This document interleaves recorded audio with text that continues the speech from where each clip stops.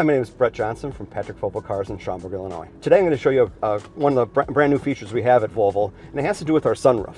Today I'm sitting on a 2026 Volvo EX90, and one of the big benefits is this huge moonroof every Volvo has. And one thing I want to show you is how the shade works. So you can see how large this panoramic roof is, and the front part does crack and does open fully, but one of the big benefits is you get this built-in shade, which you control with this control here at the front. And it will close and cover it all. The big benefit is that you can shade anybody in the car, especially on a hot day. Now let me show you this new feature we have on the brand new 2026 EX90. Now I'm sitting in 2026 Volvo EX90, our premium flagship 6 or 7 passenger electric car. And this has a brand new feature. One mode has a clear glass where you can see the sky and the sunlight coming in. The other mode is roof shading mode. If you press the button, roof will go opaque, not letting any of that sun come by, but still keep the interior bright. This is an exciting new feature you're going to see on all our future Volvos.